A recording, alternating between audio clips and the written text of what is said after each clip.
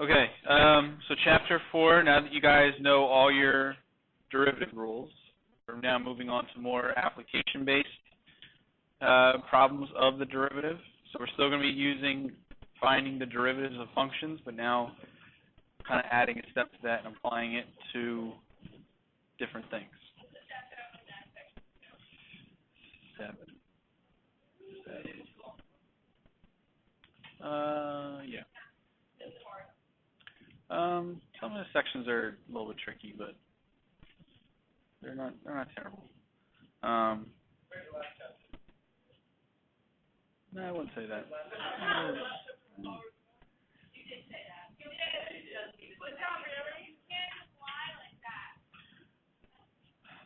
Listen, it's easier just to accept the fact that most people are going to lie to you for the rest of your life.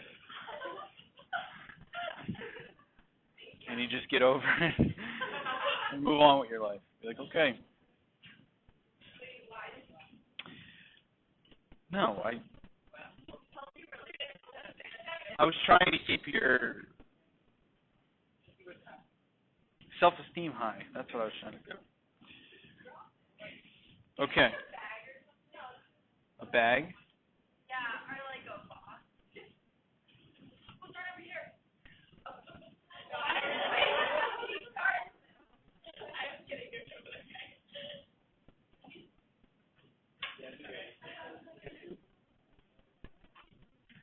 What are we doing? $10 limit, right?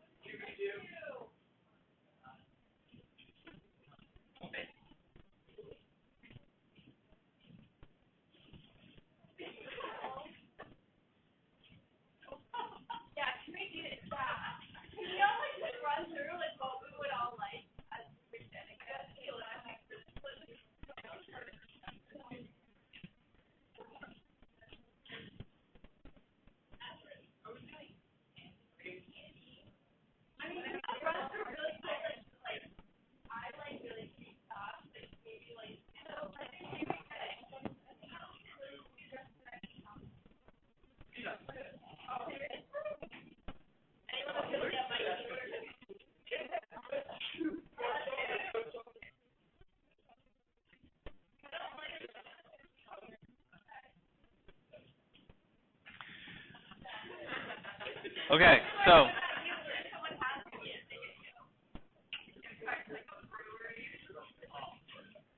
how are you going to do that? How are you going to do that? You can't even walk into a brewery. All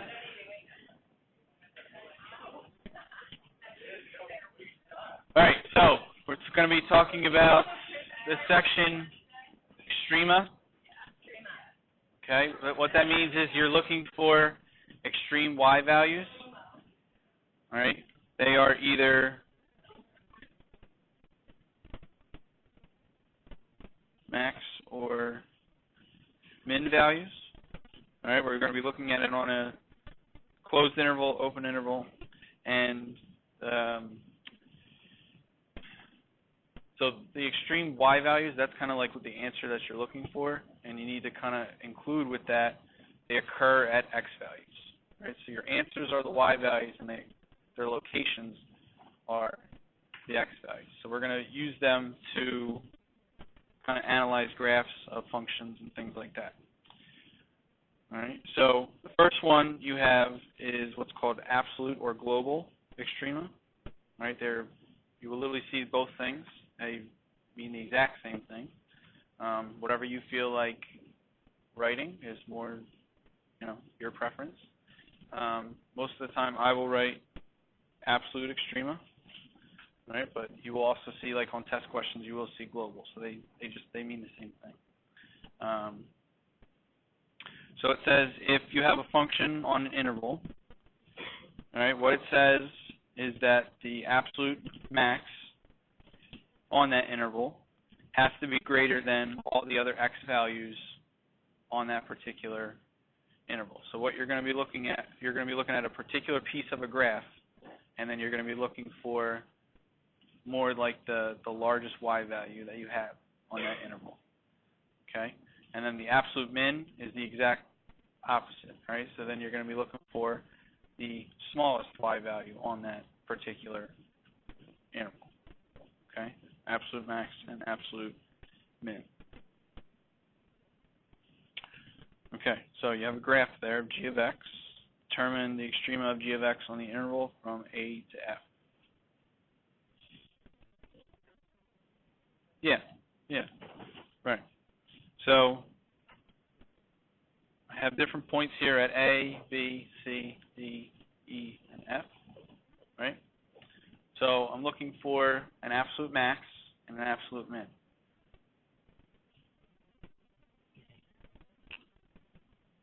Well, A and F is my interval, right?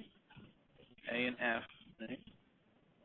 So at D, I see that that is the highest y value that I have, right? This value here, if you look to the left and you look to the right, there's nothing higher than that. Okay, so this point right here, that would be considered your absolute max. All right? So you have a absolute max.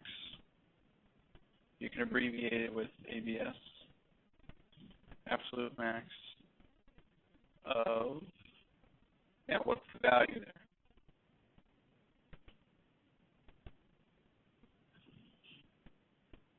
No, that's where it occurs at is D, but what's the y value? What's the function? G of x, right? So the x value here is D, so then this y value is what? G of D.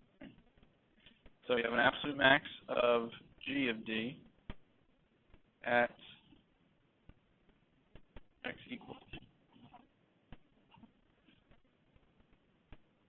Right? There's no higher y value than that particular one right there. Right? Now what would the absolute min be?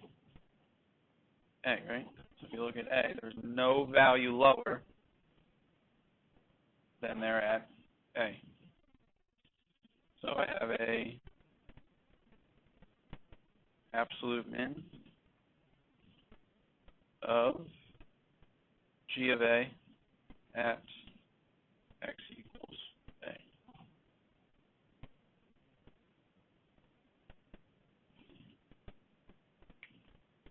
Make sense? Okay, now what do you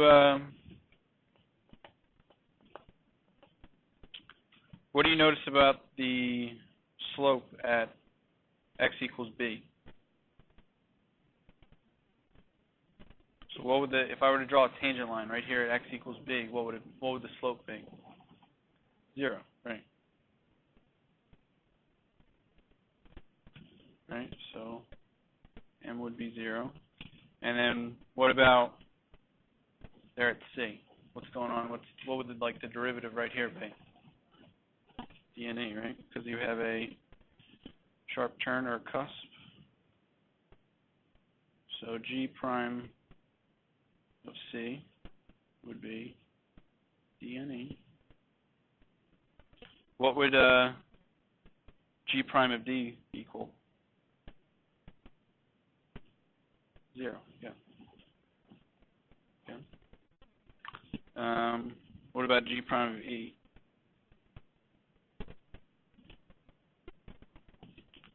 0 again, right? Slope right there at that point would be 0, and then G of F we don't know. Okay,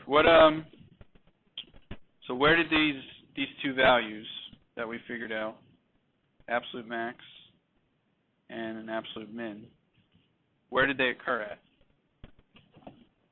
Like what's going on right here for the absolute max? We figured out that the derivative was equal to 0, and then what's special about this point here?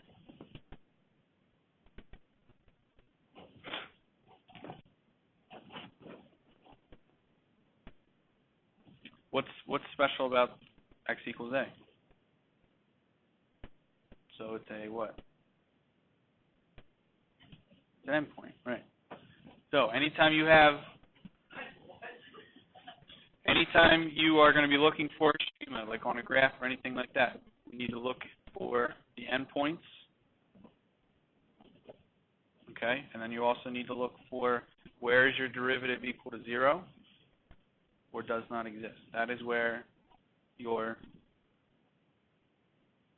extreme values are going to occur. I just want you to get to kind of in the habit of looking for, you know, where does the derivative equal to 0, where does it not exist, things like that. So they occur at endpoints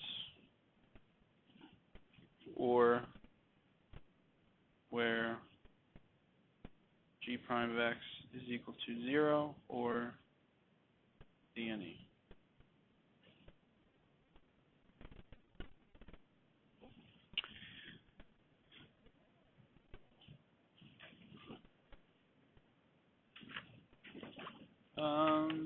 Yeah, it's possible.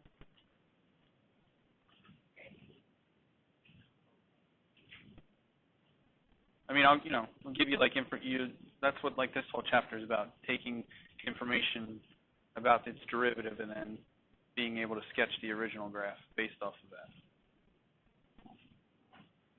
It's fun. All right, so number 2 says sketch the functions on the interval, then determine the extrema if they exist. Okay, so I have f of x is equal to x squared plus 1 from -1 to 2, closed interval. Okay, so I got -1, I got 2.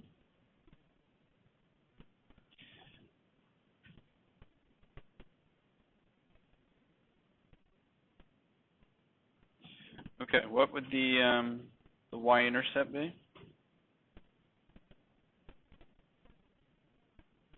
Okay.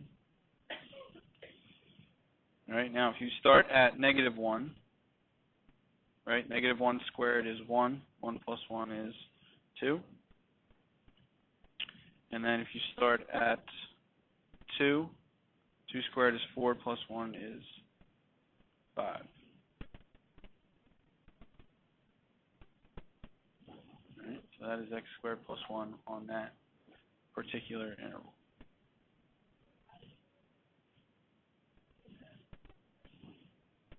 Right here. So you just plug in x equals 0. That one you plugged in -1 in for x. Right.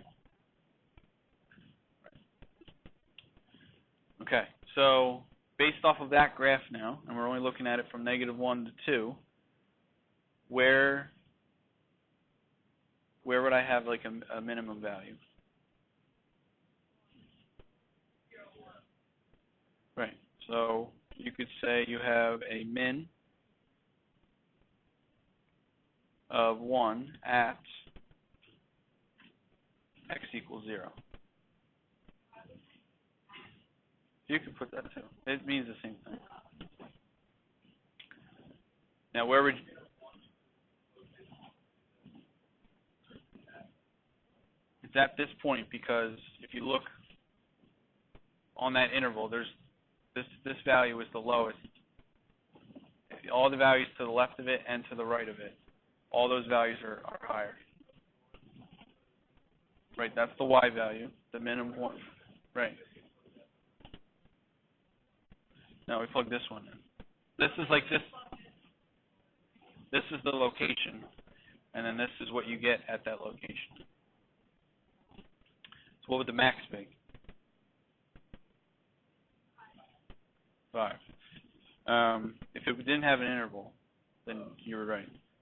But we're only looking at it from -1 to 2, so we're only concerned with those values. If it didn't have an interval, yes, you'd be right. So you have a max of 5 at x equals 2. Right?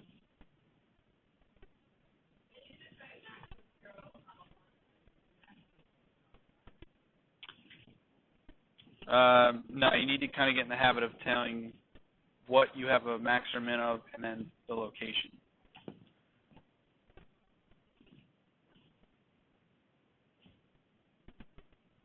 Okay, good. So next one says x squared plus 1 from -1 to 2, now open interval. So you guys can sketch again if you would like. You don't have to.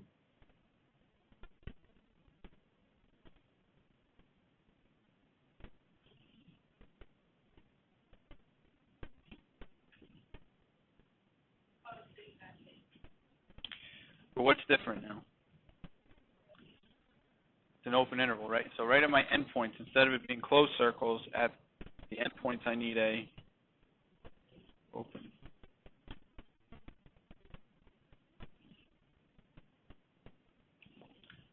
All right, good. So now, do you have a minimum value? So that is the, values that there are no, or all the values are higher than it. It's the same one. So you have a min of 1 at x equals 0.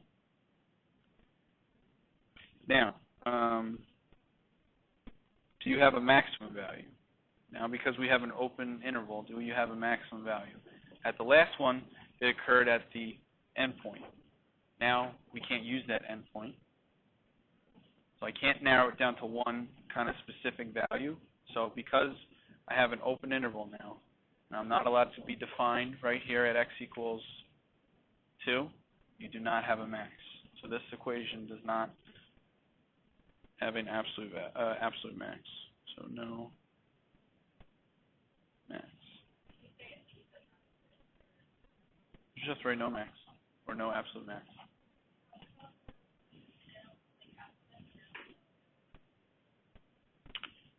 So this is still defined right here. So you're allowed to use, you're going from now here to here. So this is still like the lowest y value that you have. But we know that like this is where the max would be, but because I'm not allowed to equal, I'm not allowed to. No, yeah, you still want to look there.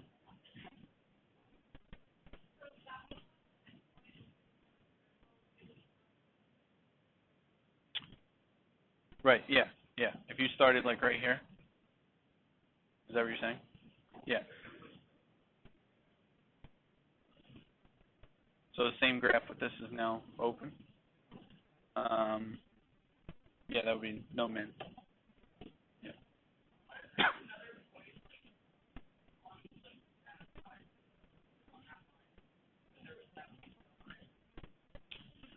What do you mean?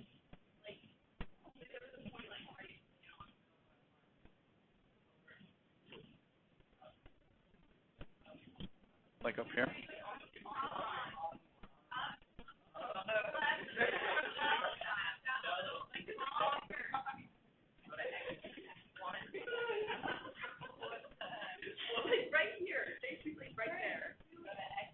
I don't know what you mean.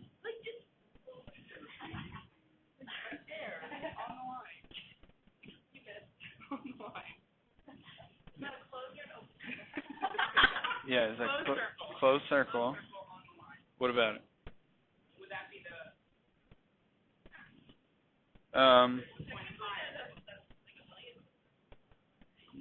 Exactly.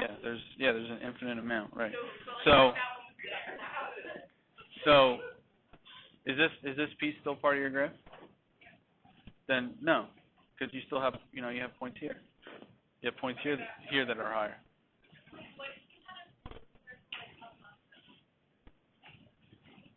So you're saying like right here?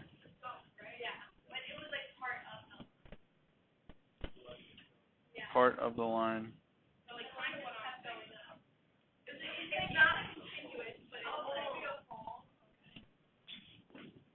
Well, you wouldn't be able to be defined at 2 because you go right up to where 2 is, but then you stop. So you wouldn't be able to use it. Again, it all depends on the interval that they give you.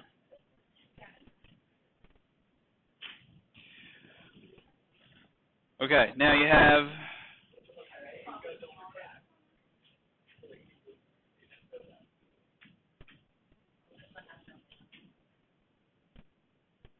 all right, so you have x squared plus 1 does not equal 0. And then at 0, so you have an open circle now at 0. And then it equals 2. Okay. So it says that this function equals x squared plus 1 everywhere but x equals 0. So everywhere but x equals 0, I'm going to use x squared plus 1. So right here at 0, I have to use positive 2. So you're almost like taking that value and then putting it somewhere else. So now, would you have a minimum value? No, no min. Right.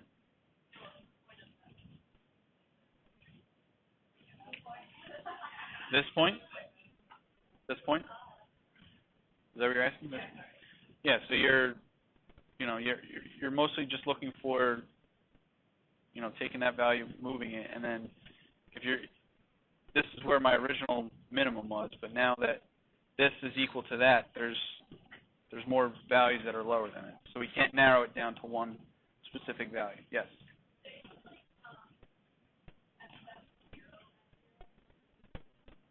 So move like here to here. Then you would have a min of 0. Yeah. Because it's not defined. This function is not defined at 0. That's what that means. All right. What about your max? Would you have a max? So you have a max of.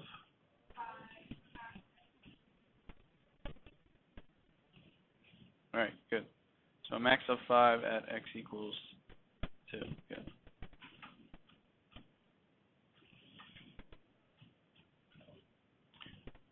So sine of x from 0 to 4 pi. It's more of a wave, I guess.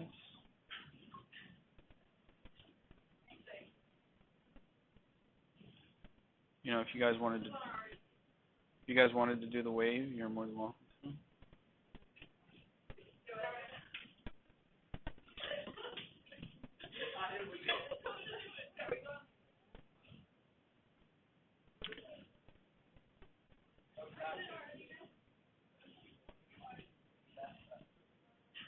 All right, where does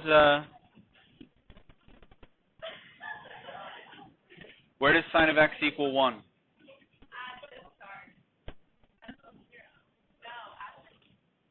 Where does sine of x equal 1?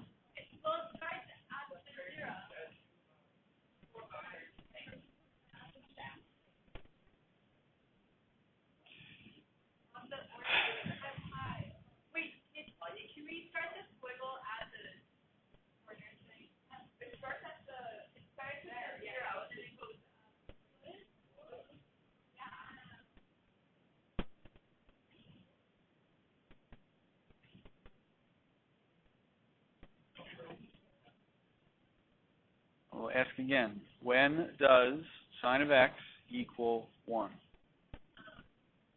Unit circle. Pi over 2. Thank you.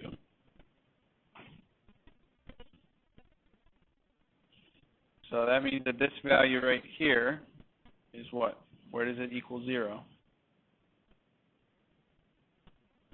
Pi. Where does it equal negative 1? Thank you.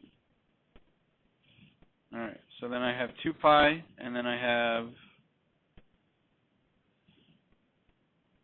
5 pi over 2, 3 pi, and 7 pi over 2. Okay, so where does we have a minimum value? Mhm.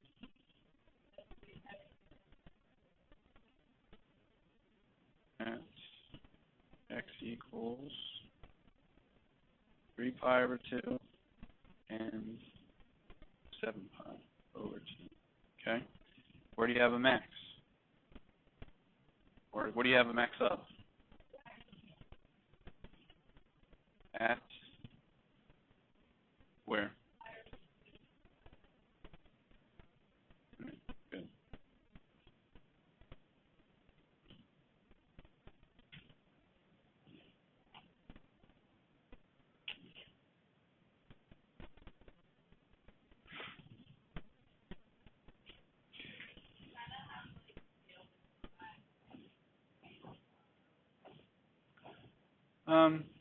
I mean, you wouldn't really need to know the, I guess you kind of would, yeah.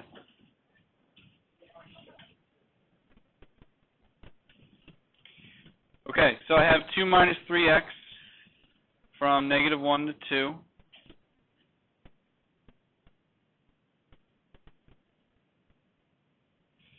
Okay, so I have a y-intercept of 2. And if I plug in -1,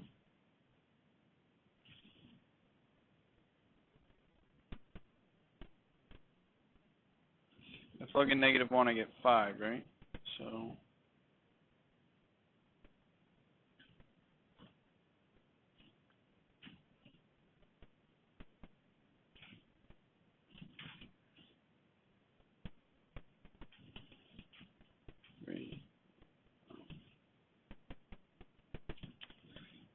so I get 5, right? And then if I plug in 2, I get what? 2 minus 6 is -4.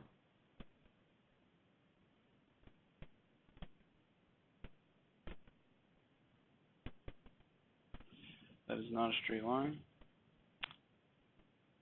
at all. Yeah.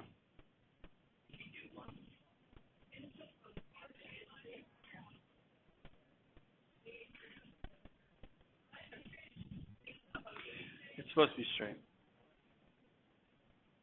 Bend but don't break. That's our policy. Bend but don't break. It's got slight curvature to it. Okay, regardless. What would our maximum value be? We have a max of 5 at, and then you have a min of at x equals 2.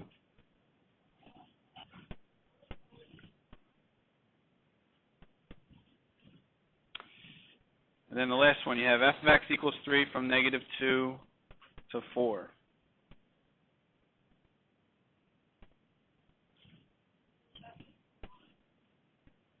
What type of line? Right.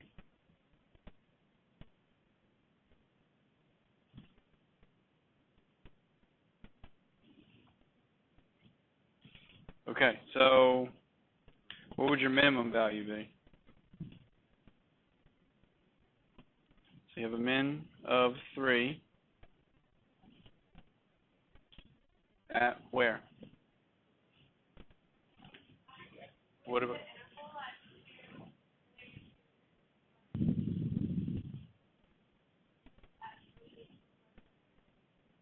Right. So you can do this a couple ways. You have a min of 3 at x in the interval from -2 to 4. Or no, I'm sorry. Let's throw in some more fancy letters. At all values of x in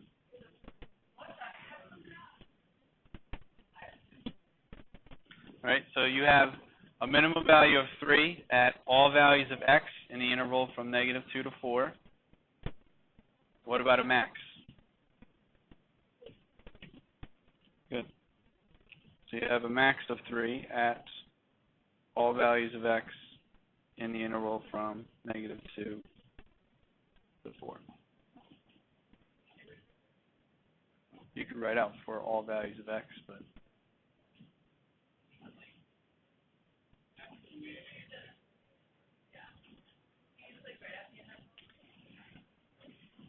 you could, but like you have to say that like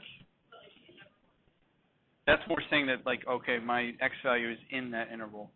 We need to kind of say that it's all values in that interval as well. So okay, now what did when we didn't have a min or a max, what was the function? So if you look at letter B, we didn't have a max. Why didn't we have a max for letter B? It's an open interval, right?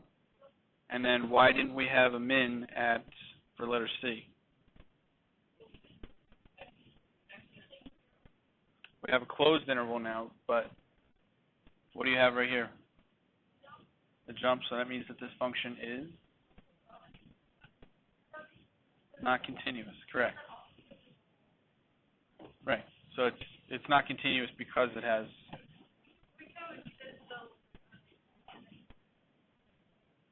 no, it would. So the limit as x goes to 0 would be 1, but the value is somewhere else.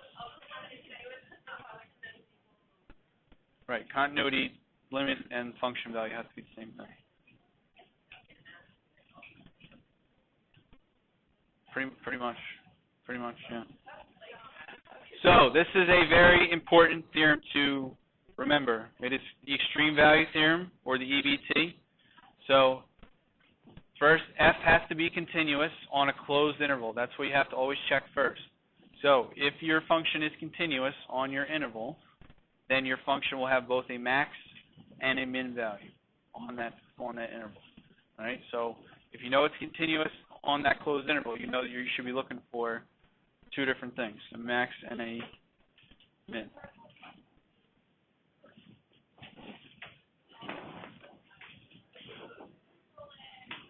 All right, guys. So tonight you should be able to do number 3. Just number 3.